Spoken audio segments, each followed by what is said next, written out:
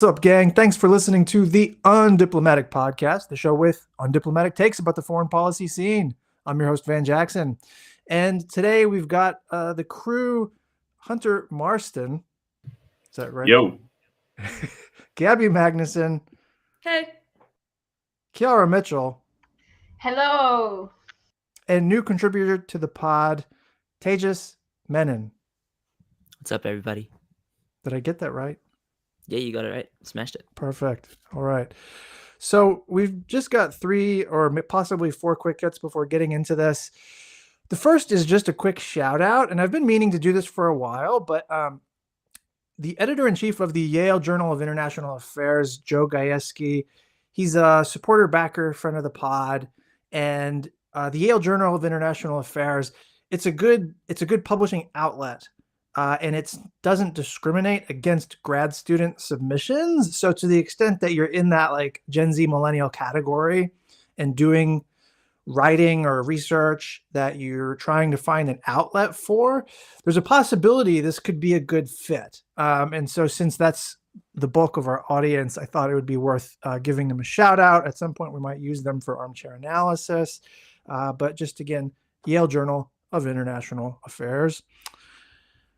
Second quick hit. Oh, I lost it. Goddamn. Second quick hit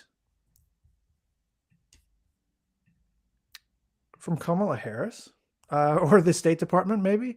So the Vice President, Kamala Harris, announced that the United States is going to unilaterally impose a moratorium on anti-satellite weapons tests, right?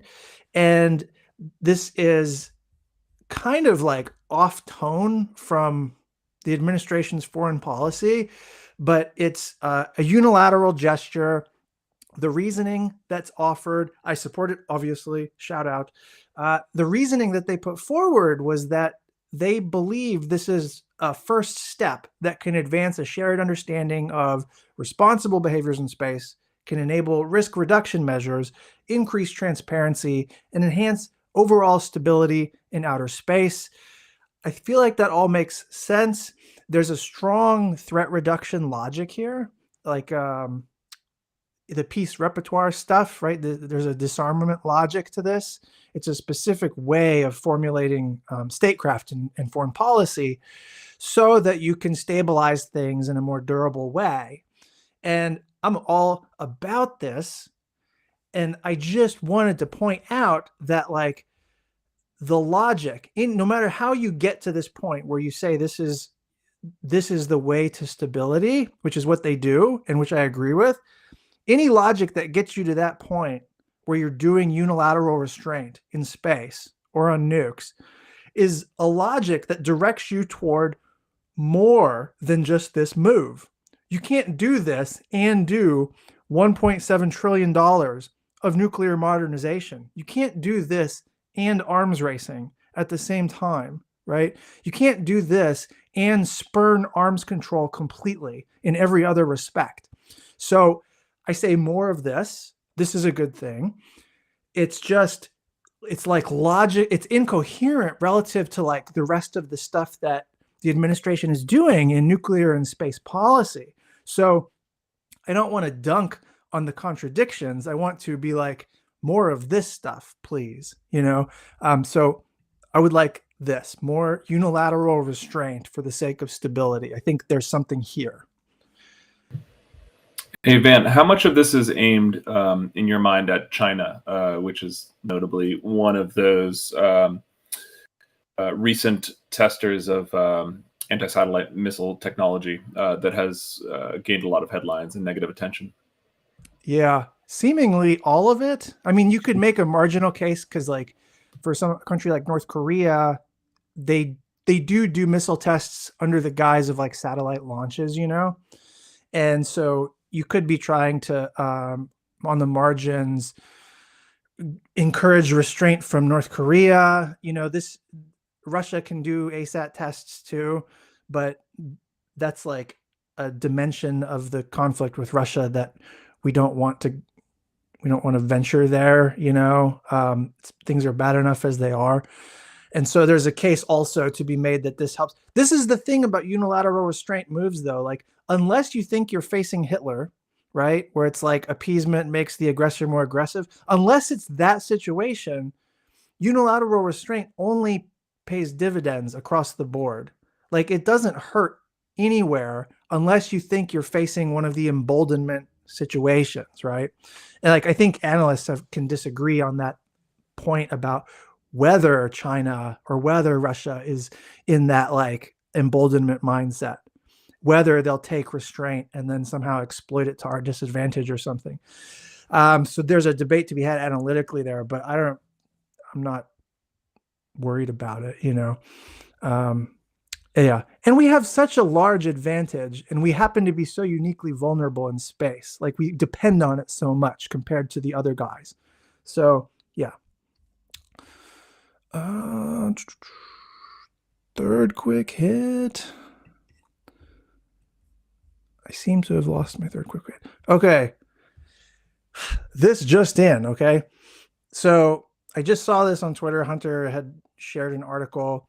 I had seen comments about this that were not so pointed yesterday, but the commander of U.S. Indo-Pacific Command was at the Raisina Dialogue, which is kind of like an elite foreign policy dialogue. It's India's version of the Shangri-La Dialogue, basically. And he gave remarks there where he pointed to NATO, and specifically NATO's confrontation with Russia. And he said, I shit you not, quote, "That's a pretty good model for Indo-Pacific nations who value freedom," end quote. And it's like, what the fuck are you smoking, bro? NATO is a horrendous model for Asia. Horrendous.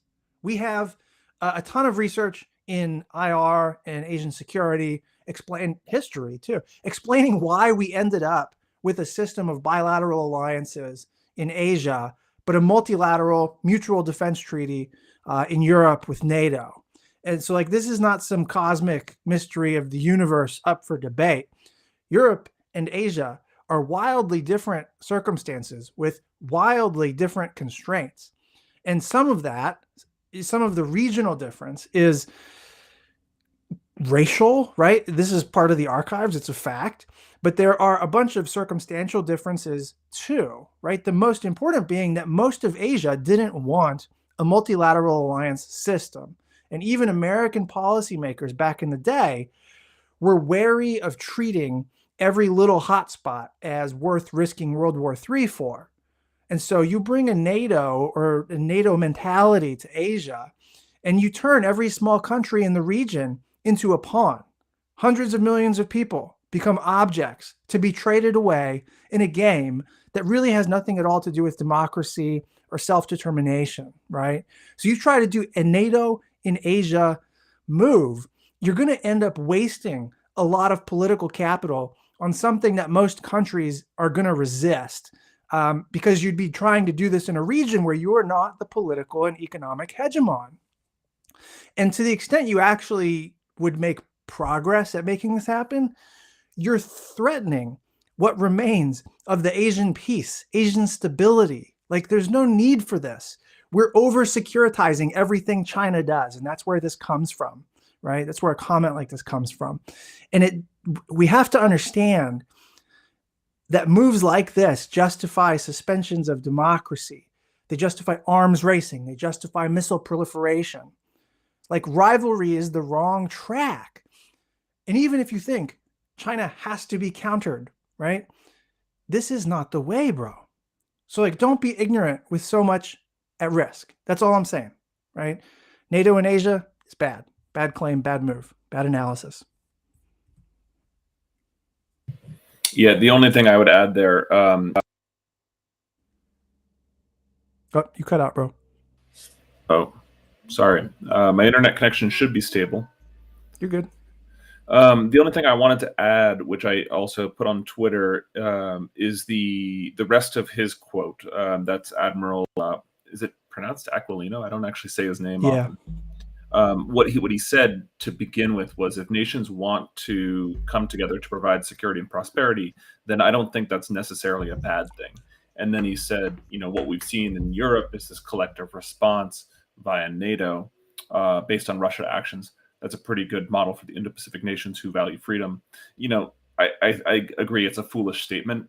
I think the emphasis should have been more on the voluntary nature of collective security, right? And perhaps this was expanded upon in Q&A at the Resina Dialogues. I hope it was, because as you reference here, many have already weighed in heavily on why a NATO model is inapplicable for Asia. And the thing I would add is that it's been tried before. This is not a novel idea. Seemingly continues to come up periodically. It's like every 5 years somebody says, why not NATO in Asia? Like, it's seriously like a recurring. Yeah, and I was asked by a serious, a journalist at a major publication just a few days ago, is a NATO option viable for Southeast Asia? And I was really taken aback by the question, because it just seems like those who know the region should know the history as well. CETO, for instance, the Southeast Asia Treaty Organization, was tried in the Cold War and failed after the Vietnam War. In 1977, members opted out because there was very little buy-in for a collective security organization absent U.S. forward military presence and the construction of a threat in Vietnam, in this case, and communist expansion, which just doesn't exist today in the same way. There's no way to unify, and I'm speaking as a Southeast Asia scholar here, but there's no way to unify Southeast Asia around the idea of a collective threat in China, for instance, when nearly the entire region sees China as a major economic opportunity and their largest trade partner. In other words, it's a stupid fucking idea. Thank you. But it's definitely going to be one of those things. You said it's been showing up like every 5 years. It's going to be one of those ideas that you'll keep on seeing for the next while. The thing is, if you are like in the liberal internationalist mindset, if you think that American power is basically a public good, then you inevitably think that a NATO has to be going on in Asia, right? It's got the veneer of like democracy versus autocracy. It's got the veneer of like sovereign equality of states. It's got the veneer of cooperation equals good because it's multilateralism, right? But that's all. It's that the merits of those things depend very, very much on circumstances. And in Asia, the circumstances don't fit. Every region has its own security logic, and the logic of fucking continental Europe just doesn't match up with the Asian experience at all. So we're all gonna fucking die if they try to go forward with this, is my not too hyperbolic take. All right. Great note to end on there. Yeah. For the sake of time, we'll skip the fourth quick hit, maybe put it in another time. We can just go to the next, what do you call it? This next segment. I keep fucking it up. True or false? All right. Alrighty. Cool. So true or false headlines, right? And then to reiterate the rules of the game, so to speak, it's where we create 2 fake headlines and add in 1 real headline, and you have to figure out which one the true one is, or the real headline is. Let's do so this. For today, alrighty, we really tried to stump you here, so hopefully, fingers crossed. All right, so for today, the first one: a faction of the Republican Party proposes changing the country's name to Gilead. Second, Egypt lifts ban on night prayers after backlash. And third, Stats New Zealand reports that academic burnout is at an all-time high. Oh, man. What was the second one again? The second one was Egypt lifts the ban on night prayers after backlash from the public. Okay, I'm going to say Egypt lifting a ban on night prayers is true. Damn it, you got it. I got it. We need to do it. We need to do it. Damn. We'll come up with this one for next time, Tejas. Yeah, straight up. We thought we might have got you there, but all right, Oh, fair game. Wait, so Yeah. the New Zealand academics are not burned out at an all-time high? Well, I It mean, was yeah, Tejas. It No, was no. workforce. Yeah. So looking at rework, there is burnout, but there hasn't been an official Stats New Zealand release. And there was something on burnout in the workforce earlier this year, but nothing to do with academics. So they haven't done that research. So whatever you're feeling, Van, it's not actually historic burnout. All right. It's Well, apparently I'm average not burned burnout. out. So all right. Work harder. Perfect. Nice. Look at that. Okay. I feel good. One more week of winning. We'll get you next time. All right. Let me get the tweets up in the lineup here. I should have prepared all this. I need to start preparing this.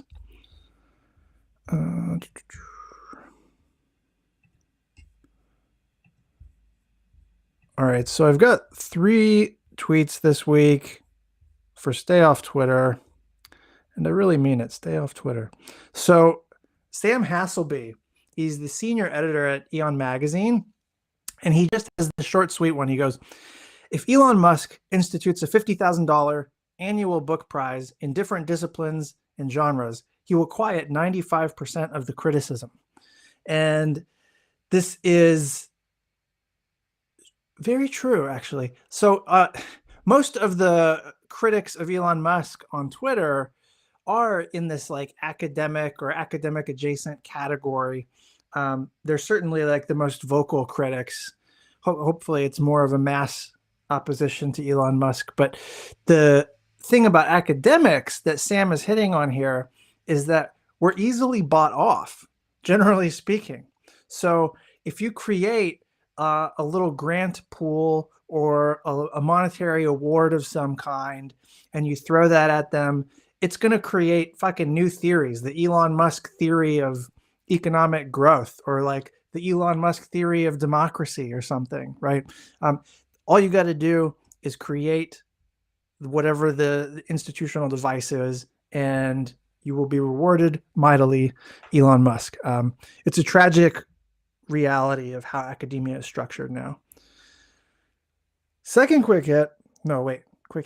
Second stay off Twitter tweet from friend of the pod, Matt Duss, Bernie Sanders foreign policy advisor. He says, if you're telling me that, quote, we're in a global battle between democracy and authoritarianism, but Americans should still be able to get cheap gas, end quote, I'm wondering how much you actually believe the first part. And this tweet went like nuts. And I went nuts for this tweet, in fact, because this is the hypocrisy or the contradiction. There's something logically off about trying to say that, like, well, we need to make sure that we have affordable gas prices. We need to tamp down on inflation. But at the same time, we're saying that we're in this existential struggle against the evil of non-democracies, which is just farcical. Like, if you're in an existential battle, you might have to sacrifice a little, including the price of gas, right? And there's many ways that this could be applicable, but like, it's the petro dictators thing and the climate crisis where this really comes into sharp relief, because if we could force ourselves to take the bitter medicine that is a green energy transition, right? Do the tough thing. We get to a place where oligarchs like Putin don't get to wage wars. They don't have the resources for it. And that logic between fighting petro dictators and fighting the climate crisis and them being one and the same, that's obviously true, but it's the essence of the contradiction. It highlights why there's a contradiction here, right? In this, what is basically like the stock liberal internationalist foreign policy approach right now, which is you try to mind the store of economic optimization. And that means milking fossil fuels for all they're worth, even if it perpetuates and promotes dictators. But then at the same time, you try to tell everybody, oh, actually, we need $813 billion a year for the Pentagon because we're in this existential fight, right? Because democracy is at stake. And it's like, well, dude, if democracy is at stake, why can't you do what it takes? Why does it have to be with Javelin missiles, not a green energy policy? Like, it doesn't make sense, right? So it was a great tweet.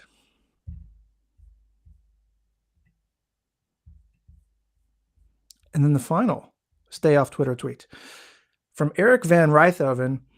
He's a scholar who does security and geopolitical stuff and some work on emotions. He has a thread about realism and leftist politics, and I get a shout out in it, so that's nice. But he says, it's Friday, and I should be grading, so naturally let's do a thread on IR theory and leftist politics. He points to my piece that I had in the Duck of Minerva and Inkstick Media maybe a couple weeks ago about what realists and leftists like do and don't have in common, the limits of realism for people on the left. And he contrasts my piece with this piece by this other guy who wrote in Jacobin magazine, of all places, criticizing the Western left for not supporting Ukraine, right? And so Eric says, like, look, there are these two pieces I cannot push out of my mind this week. And he says, I think that they are related. One of the themes of the last few weeks is that the response of some leftist intellectuals and leaders to the war in Ukraine is just, and then he has a vomit emoji.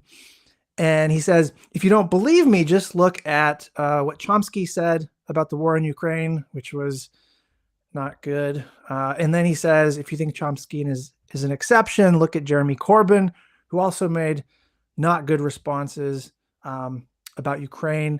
In both cases, and in the case of a lot of like Western leftists, the not supporting Ukraine thing is about not supporting military intervention. And so they say things that sound like they're kind of anti-solidarist, like leaving Ukraine to the wolves. But that's one reading of it. What they're really talking about is opposing military support to Ukraine. And then the reasons for that have to do with like a larger, either A, class analysis, like, you know, no war but class war, or it's B, they're pacifists, right? Which is not the majority of cases, but it happens. Or C, it's like some other thing, right? Like we believe that if we provide military assistance, we increase the risks of something like nuclear war. We increase the risks that we end up fighting the war, right? So there's like an analytical case and an ideological case for this. But what Eric points out, he says, in a way, Ukraine represents a problem for Western leftism because it departs from a depressingly familiar script, right? U.S. exercises force abroad, blowback ensues, enter critiques of imperialism, except that the U.S. is not the belligerent power in this case, so the script doesn't quite fit, and this is a problem for leftists. So you end up reaching for ideas to make sense of the situation. Mearsheimer's offensive realism looks attractive because it casts the U.S. in a familiar role as the belligerent, right? But as Van Jackson reminds us, several of Mearsheimer's arguments conflict with leftist foreign policy, right? And so Eric says, I think there is something valuable for leftist foreign policy to be found in realism, but we need to be clear about what that is. I want to suggest that it relates to realism's distinctive view on the limits of knowledge, right? Realism, and especially classical realism, is vitally concerned about the limits of knowledge. And this, he goes into like the tragedy of great power politics and all that. Some of this I covered in my piece about this that he links to, but in essence, realism is kind of a negative project, right? It's like we are trapped in a kind of tragedy because we have continuing incentives to do things that could backfire on us, that do make security worse for others, right? But it's the logic of the system, and so it is what it is. Yes, we're trapped. Yes, what we do self-perpetuates, but we can't achieve anything any better than that. And where the left is very much not there, right? It's trying to realize the promise of the Enlightenment, et cetera, et cetera. It's about trying to make progress toward greater peace, greater stability. And so, like, you can argue against realists or against leftists, but their view of the good and their view of what's possible is just very, very different, you know? So I appreciated the thread. I also appreciated the shout out. So here's a shout out back at you, Eric.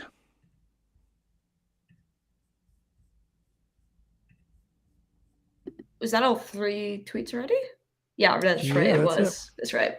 Cool. So I've also got 3 tweets on my end for this week. The first one is from Anand Giriharas, an American writer, journalist, political pundit, and publisher of The Ink. So his tweet thread that I'm about to read out, I think, is well said. So it goes, what Elon Musk is doing is what plutocrats have been doing, using money to buy power and power to protect their money, taking control of media to rig the discourse and hedge against resentment, and then branding themselves the solution to the very problem they are. This isn't just some corporate takeover. This is about a set of very specific moves that our oligarchs have been taking that have gradually concentrated economic, political, and discursive power in fewer and fewer hands. The moves work in concert slowly until a day like today. If he just did his regular businesses, it wouldn't work after a while. The resentment exposure would be too high.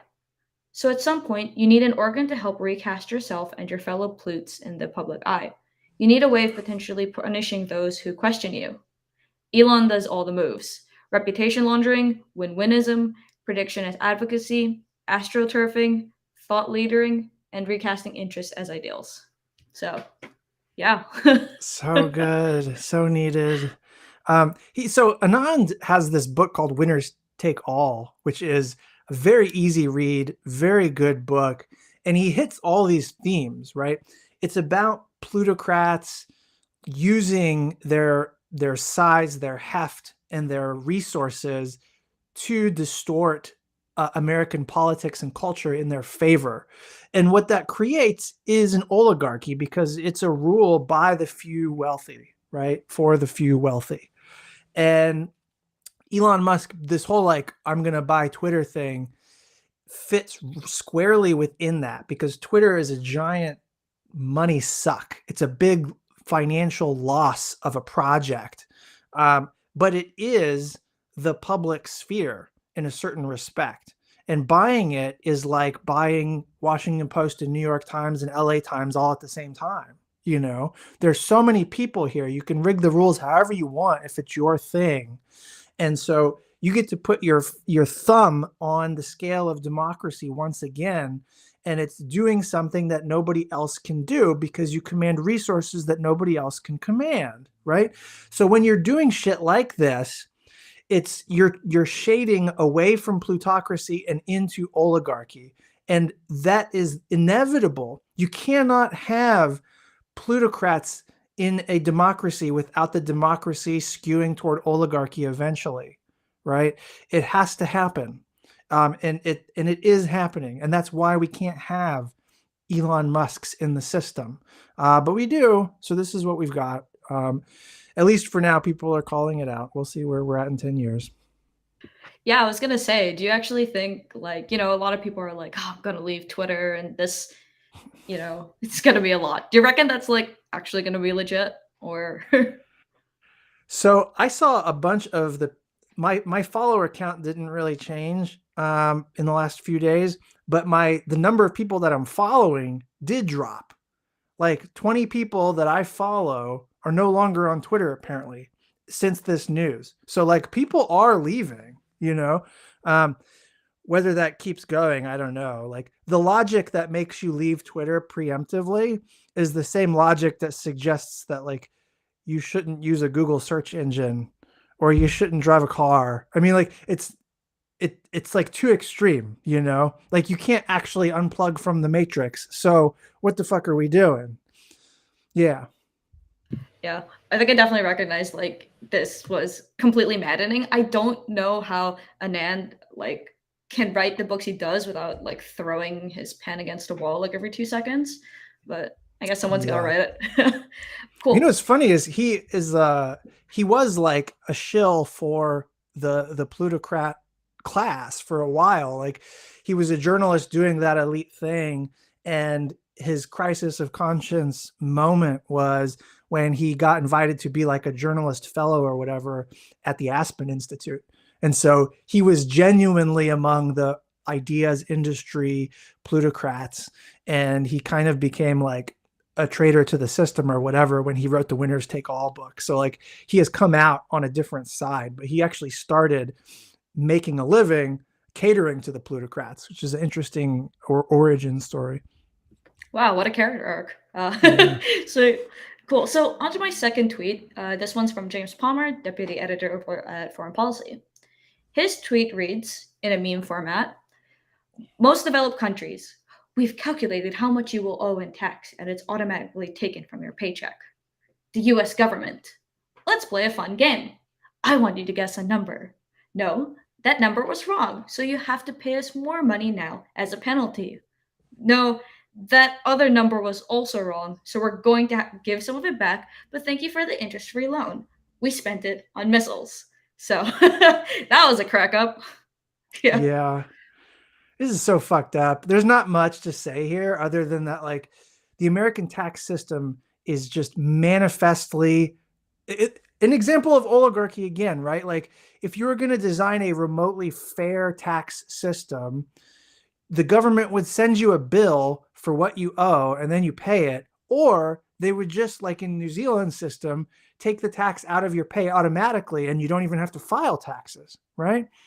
And so, like, what they do instead is have all these intermediary software companies and accounting firms who lobby Congress by funneling money at them, and then get paid, force you to pay a bunch of money to figure out how much you really owe. And then if you're wrong, they come at you with penalties. And if they can calculate how much you really owe ultimately anyway, why don't they just fucking do that? It's such a convoluted system. It's so painful to go through. Everybody hates it. And it's literally only this way because fucking TurboTax and H&R Block and these companies are on, they've made congressmen on the take. It's literally corruption, right? Masquerading as interest group politics. So James Palmer, I guess, recognized it for what it is. I feel like every single year, like this same kind of thought comes up, and you're like, oh, I guess the Americans are doing their taxes now. Like Van and Hunter, do you guys still like are doing your taxes, like American taxes, or? Yeah, The American tax system is unique, and our American privileges are quite special in that we get to pay taxes. We have the privilege to pay taxes from overseas. But the Australian system is so refreshing as a change. I get here, I register for a tax number online, and then the system is all automated. Once a year, I get an email saying, here's what we estimate your taxes are. And I click log in, bing, bang, boom. It's all done. In the American system, it's all about mailing things, and if you get if you estimate your taxes wrong, they'll send you something by snail mail and it shows up, and your entire existence, as a, lawful tax paying adult hinges on the fact that you check your, mailbox and things like that. But, the Elon Musks of the world, can literally decide not to pay millions in taxes and completely get by without a slap on the wrist. It's nuts. All right, we need to get to the next tweet because I'm gonna throw the fucking mic through the window. Okay. Goddamn fucking. So this last tweet of mine, my bad. This one's from Good Politic Guy, a leftist YouTuber and content creator that makes unfiltered and honest takes. That might sound familiar. His tweet thread starts. Yeah, I was gonna say. His tweet thread starts with a meme-like caption. So in this tweet, the photo in it is a news outlet showing percentage numbers for reasons for voting for Emmanuel Macron, where a whopping 91% apparently is just to block Marine Le Pen from winning. And like the other 9% is the people who genuinely think he makes a good president. So To this photo, Good Politic Guy captions, "Healthy democracy." And like, while this is pretty funny, I think he does make good points in the tweet thread further down. For example, when he says, "A lot of people in my replies seem to think a healthy democracy is when huge portions of the electorate are perpetually forced to vote for the lesser of two evils without having legitimate representation at the top for left-wing economic views. Neoliberals like Macron, Clinton, Starmer, etc. are not anti-fascist bulwarks. They support the authoritarian capitalist system that perpetuates the economic conditions necessary for the rise of far-right populists." Yes, definitely no alarming overarching trends to be worried about. Move along, everyone. Liberals should just keep shifting right and continue disaffecting left-wing voters. This is definitely sustainable. So, Yeah. I mean, the top thread kind of captured it, like healthy democracy, shrug. Nope, not at all. I mean, this is the idea that like you're only motivated by negative partisanship, basically, is so unhealthy. It's why we can't fucking do anything once your people that you like get into office in the first place, you know? And we talked last episode too about how, at least in the American system, the centrist American Democrat project ends up undermining itself, because in part these centrists, they occupy a place in the party that's supposed to represent like labor or workers or left interests, and then they don't. And that means that large masses of people are disenfranchised. So like, what do? Well, they look for something else because nobody likes fucking Democrats, you know? And so you're basically counting on them to like vote for you because somebody on the far right is so obnoxious and dangerous. And that's a risky bet, as we've seen, right? As 2016 proved. So it worked out in France's case this time. We'll see. I don't think it's a sustainable model. Yeah. Good tweet. cool. That's it for me. All right. So we got this armchair analysis, baby. Yeah, baby. Hopefully my internet holds up. Not going to do an Austin Powers impression there either. All right. Yeah, so my internet's been a bit loopy. It's raining here. Hopefully it's all right. We're going to go with the WAPO piece. Okay. All right. For this week's Armchair Analysis, we have a piece in the Washington Post by Tiziana Stella and Campbell Craig called "Is International Cooperation Possible?" Tiziana is an historian and executive director of the Street Council. I don't know that one. And Campbell Craig is a professor at Cardiff University. So this piece, what do you call the sub? It's not the byline, but the subtitle is called "It's Time to Revisit Past Debates About How Nations Can Act Together to Address Global Problems." Very timely article, I think, especially as we're having conversations in IR departments and around the world. People are scratching their heads wondering, what the hell is the UN Security Council going to do about what's going on in Russia when Russia is a member of the UNSC. So international institutions have been failing us. Russia and Ukraine crisis is clearly not the only one. Climate change and the global crisis, as well as nuclear arms proliferation, are just a couple other examples of existential threats which international institutions are failing to provide collective action in response to. But rather than provide a totally cynical take, the authors argue only a far stronger international body than we saw on display in late February can meet these challenges. They're putting together an argument for sort of a return to classical ideas of international cooperation and global institutions. And they note, especially and controversially, that we cannot rule out working with rivals like Russia and China on this project. So this broader global project dates back to the likes of the intellectual forebears they note are Hamilton Holt, who was an editor of The Independent. He called for global disarmament in the early 20th century. As Holt argued, global disarmament was preceded by political organization, which necessarily comes first to sort of get the institutions in place to then enact, based on shared trust, something like global disarmament. While Walter Lippmann was a prominent proponent of this as well. The notion of world federation around the interwar years, and wrote the book Shield of the Republic, notably arguing for this sort of now I'm showing I haven't read this book. I think it's about global institutions and a system to promote peace in U.S. foreign policy. And so there's this powerful lobby for U.S. support to advocate international federation around the time of World War II and after Pearl Harbor especially, including prominent supporters within U.S. government, such as future Secretary of State John Foster Dulles. However, as the piece notes, international cooperation after World War II and during the early days of the Cold War failed because the stakes of continuing as usual were not existential.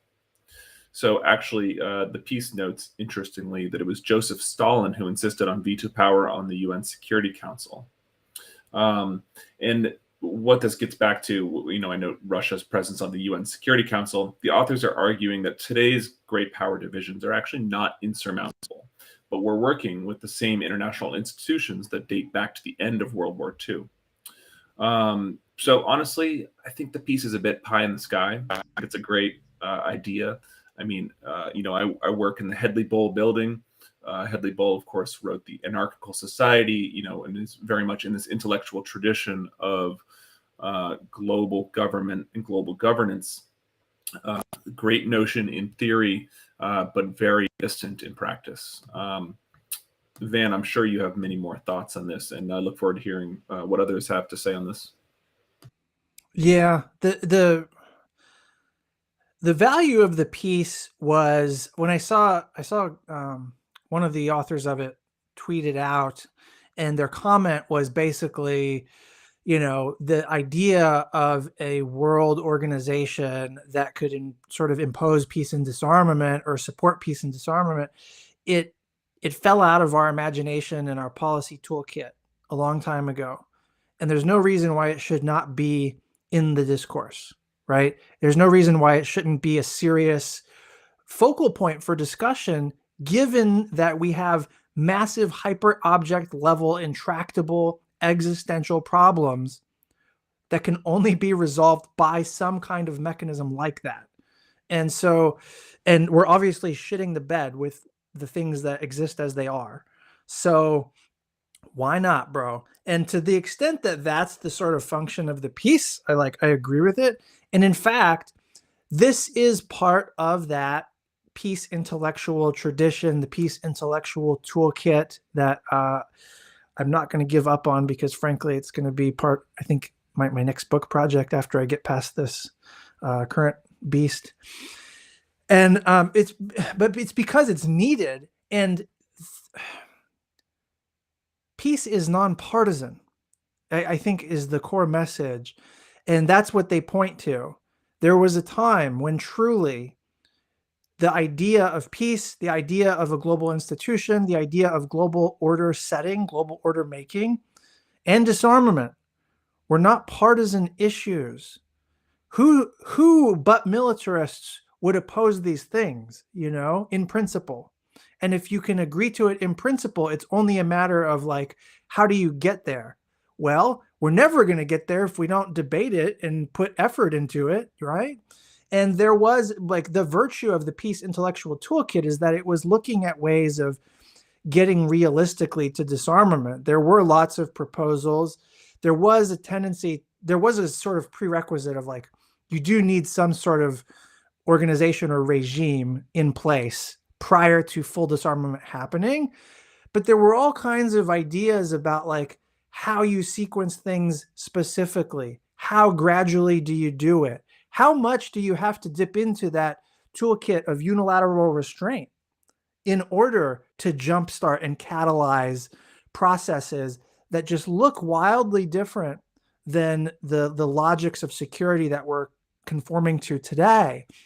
So that's what we need to recover, right? The idea that that stuff like peace should be an object only of the left seems fucking nutty. And that's where we are. That's how things have sorted. It shouldn't be, though, So I loved the piece because it's gesturing at all these things and it's trying to reassert this like the mode of global governance in a real way, not in like, laundering neoliberalism way, into our imagination again. And that's what's needed. And, the lack of realism in it, or like small r realism, I agree. It's like not super realistic. And in particular, in the space of an op-ed, it's like, where's this going? What are we doing here? This is not serious. But I think the idea that it should not be in the conversation is wrong. And so now maybe we can start having that conversation again. I don't know. Yeah, it seems to me like the dilemma is that of the prisoner's dilemma, right? Who's the first mover? And, to go back to the tragedy of great power politics and the sort of negative side of realism, I think, the realists and I guess cynics, not that they're synonymous, would say this is never going to happen as long as nation states see their own personal security or individual security as paramount, and they're never going to cede that security to a larger project that potentially concedes.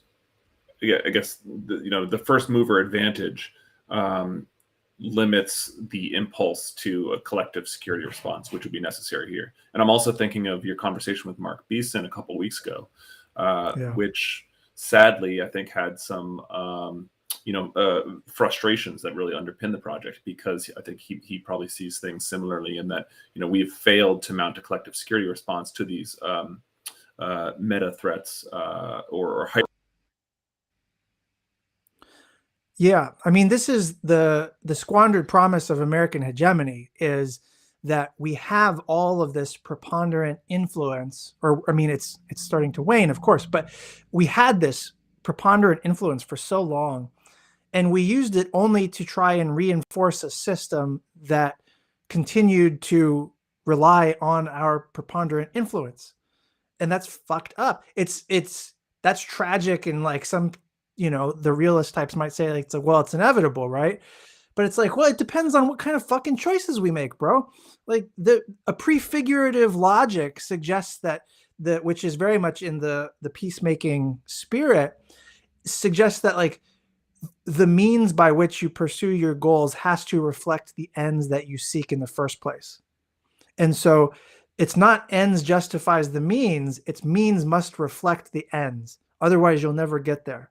So it's all about what your telos is. What is it that you're striving toward, man? And are you willing to do what it might take to get there? And that's where things get gnarly, because people are like, well, it doesn't look realistic, therefore we're not going to make any of the gestures in that direction. We're not going to take any of the costly signaling, any of the unilateral restraint moves. But it's like, in this rare moment of time, we've got one preponderant power. So we actually could, if that preponderant power could conduct a more competent statecraft, we could move in that direction. We could try and gesture the system toward greater stability and peace, because we own this shit, basically. And as we move away from that system of like America centrality, which is what's happening, it's going to become harder and harder to do this kind of thing. And so we fucked it up. And it doesn't mean it's fucked up forever, but we have to be thinking about ways to use statecraft to introduce restraints in the direction of the goal that we seek. And we don't do that. We've figured out clever jujitsu fucking ways to keep buying more missiles and to take extra risks that threaten everybody's lives and everyone's existence, undemocratically, of course. And that's what we have to like figure out, reverse engineer. That's what we're up against, right? So I don't know. I liked the piece. Definitely the start of a conversation, not the end of it by any means. Yeah, you note the sort of unilateral restraint option here, and there is sort of a feasible or a conceivable argument to be made, and the authors do underscore, if the largest economy in the world, the United States, were to devote sufficient resources to solving global emissions that it devotes currently to the Pentagon, for instance, it could achieve great public goods while also achieving an advantage for itself necessarily by rewriting the norms of global governance around emissions reductions. That would serve collective security and also put the United States in an advantageous position by redirecting flows around certain industries, green energy, to its own benefit. Yeah. A lot to think about. If America adopted a grand strategy of peace and undertook all that would entail, that's the world's best chance. But it's very, very far from the American imagination at the moment. So I don't know. We'll see. Yeah. All right. AMA. Yes. Question: is it pronounced Stephen or Stefan? I want to assume Stephen. Stephen, Okay. I guess. Yeah. I'm going to Stephen. Okay. So for AMA this week, I have 3 questions.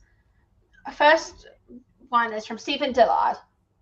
2 questions. Do you really hate Twitter? And what's your take on Elon Musk buying Twitter? Yes, I do really hate Twitter. It's not or I said it on the Slack chat. Actually, Twitter hates me, and that might be more precise. But the real thing is like, it makes you dumber, or at least it makes me dumber. I know that, but it produces unhealthy emotions. It makes it harder to like emotionally regulate your life if you're on it a lot. And I think it affects, actually, to be totally honest, I think it affects reading comprehension, critical reading capacity, because you get accustomed to reading things in these like 280 character limits. But it's not unredeemable or it's not like completely horrible, because I discover all the books, almost like 95% of the books that I buy now, I'm discovering through Twitter. And it's like, you see an academic or somebody promoting a book they just released, they create a Twitter thread walking through it, explaining its virtues, its contributions, or you see some person that you trust who's credible voice on some issue, and they are promoting a book, somebody else's book, and it's like, oh, it must be legit, right? So I get all my books this way now, it seems like, and that's pretty valuable. It's like a discovery resource. And at my like level of whatever this game is of like foreign policy wonk shit, I get literal opportunities, like requests to write, some of which are paid, right? Requests to do like speaking engagements and stuff. Actual like professional opportunities flow to me through this medium, like because I was on it, right? Hunter, I would have never even known if it wasn't for this medium. I've made actual friends through this whom I've met later in the real world. And even people who I've become friends with, some people virtually who I haven't met yet, but where we're collaborating and doing shit together. And it's like, I don't know if that happens in a world without Twitter. And so like, there are things about it that keep me in it, even though I find it damaging and horrendous and mean. And for the most part, like it can be a terrible place, So I don't know. That's my mixed take on Twitter. There was a second part to that question. Yes. And what's your take on Elon Musk buying Twitter? Fuck Elon Musk, man. Yeah, that guy fucking sucks. And somebody had a thread. I should have a long thread documenting all the times that Elon Musk came out against free speech in practice, because his whole shtick is like, I want to buy this because I value free speech. I'm going to re-platform the Nazis and Donald Trump so in the name of free speech. And so somebody was like, oh yeah, here's all the times that you were opposed to free speech, you fuckface. So that's my take. Nice. He's just a con man. This is why, like, He's an I said, asshole. yes, he's an asshole. Also, like, he doesn't deliver on almost anything. He's got Tesla to his name, but Tesla is not his sole project, A. So it's like a lot of other people putting that juice in there. And B, I've heard him, like I heard him on the Joe Rogan podcast years ago. He talks so much shit. He gets CNBC to like cover his fucking Hyperloop nonsense. All the stuff that he does this show many shit for never becomes real. He's just selling snake oil. He's a more successful version of Trump. And that's the thing that makes me really wary, because he's a more successful version of Trump. Imagine that shit. I want to also say, because I am South African, it's like he's also South African, and I'm not too sure if he's African. I'm not too sure if he's Afrikaner South African, which I'm not. So it's like, yeah, my family's not Afrikaans, but let's move on. Is he popular in South Africa? I don't know if he's Afrikaans or not, because there'll be a very big difference if he could be popular. He's probably popular among maybe the Afrikaner population, but the British Irish population, maybe not. It's very, good to know. yeah. Those are the two white groups in South Africa. Yeah. I can't speak for the non-white groups. Oh, good. And I'm sure they don't love him. Yeah. That's No, my guess. I don't think they love him. They won't love him. Yeah. Maybe the president of previous president of South Africa would, but yeah. I will not comment on that. The second question I have is from Gabby. Do you want to ask that one about? No. Oh, that was just like a low-key joke. Unless, Van, you totally want to answer that. Unless you want to share the Spotify the podcast. It was a Spotify I was just asking if you had... playlist. Yeah, you go ahead, Gabby. Sorry.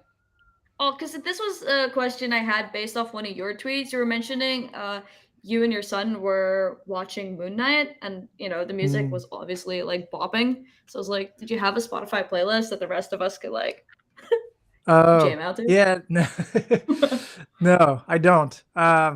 We just looked up, Arab hip hop and put that on in the car now. Yeah. Also, Moon Knight's fucking. I'm digging it. In part because it's different from all the other Marvels. Yeah. It's like, I'm going to go watch it after this. It's just like, yes, isn't it? Yeah. Okay, the actual third question, which I guess is from Anonymous, which is actually me, but you seem to do a lot. How do you... you seem to do a lot.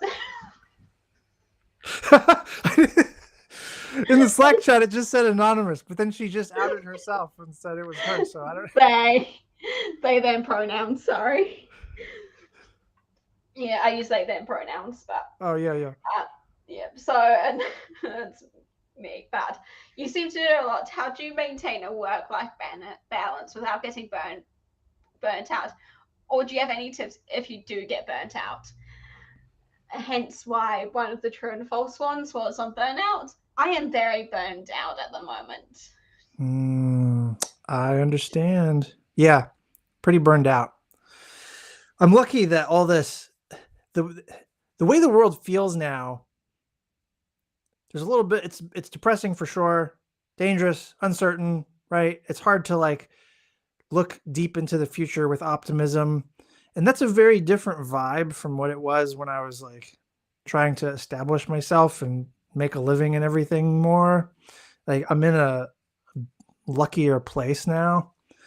But it's absolutely exhausting, and I feel like if you're a younger person who has not established your career yet, it's got to be 10 times more exhausting. I mean, like what the fuck? And so, yeah, so I have a lot of sympathy for students because I'm in a very lucky position and I'm absolutely exhausted all the time. And that's just the way it is now. It's like the new normal and it sucks. So I don't have any magic tricks other than trying to, get regular sleep and exercise and that kind of nonsense. Hacking my life, baby. So right. Is that an option? Yeah. Take time off when you can. and like Yeah. take it fully, because I've taken working vacations and I'm off on leave technically, and then you end up writing a couple pieces or reading a stack of papers, and it's just not the same. I took all of January off, albeit with a newborn, but I did zero work, and I watched a lot of Netflix, as one does with an infant, and I came back in February actually recharged and productive. Yeah, I realized I haven't really had a break from academia or anything since maybe that tiny 8-week period I finished high school and starting uni. Hmm. So I've been doing Yeah. because a lot of assignments are due during the break. Yeah, and I've had that. I had that this year. I hate to say they are overdue because I can't sit down and write. I've had mental health crashes and an issue with the country not having my medication in stock. Jeez.